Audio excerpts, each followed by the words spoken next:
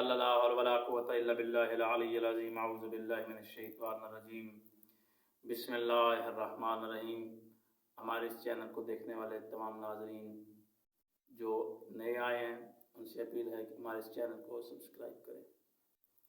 ماہ شعبان المعظم کا مہینہ حضرت محمد مصطفیٰ صلی اللہ علیہ وآلہ وسلم سے ایک منسوب وظیفہ آپ کے سامنے آج ہم پیش کرنے جا رہے ہیں، اور یہ بہت ہی اچھے کلمات ہیں محمد مصطفیٰ صلی اللہ علیہ وسلم کے جو ہمیں کتب سے ملے ہیں، اور محمد مصطفیٰ اللہ کے پیارے نبی نے ارشاد فرمایا کہ جو مسلمان یہ کلمات ماہ شعبان کے اندر پڑھے گا اس کی تمام تر حاجات جو ہیں وہ پوری ہوں گی، جو بھی حاجت ہوگی وہ اس کی پوری ہوگی۔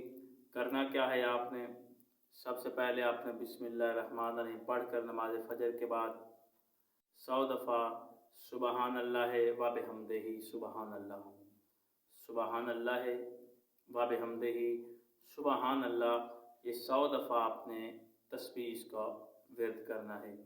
اس کے بعد دوسرا کلمات جو ہیں وہ لا حول ولا قوت الا باللہ، یہ کلمہ یہ رزق کے لیے بھی بہت مفید ہے۔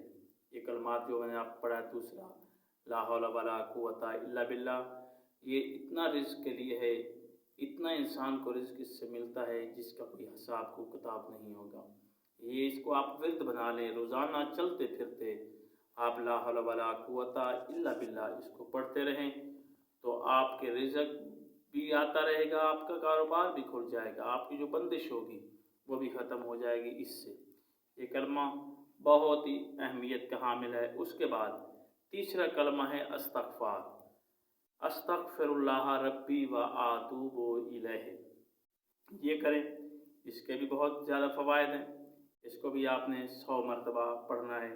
اس کے بعد آپ نے پڑھنا ہے بسم اللہ صلی علی محمد، بسم اللہ صلی علی محمد، یہ کلمات بھی آپ نے پڑھنا ہے۔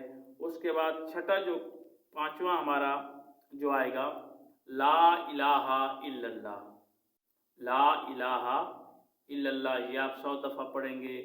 پھر اس کے بعد چھٹی تسبیح جو ہے وہ اللہ اکبر 100 دفعہ، پھر الحمدللہ، یہ بھی آپ نے 100 دفعہ، یعنی کہ ان 7 کلمات کو آپ نے 100 دفعہ پڑھنا ہے، اور پھر اس کے بعد آپ نے ہاتھ بلند کر کے دعا مانگنی ہے۔ جو بھی آپ کی دعا ہوگی وہ خداوند عالم آپ کی حاجت کو پورا فرمائے گا۔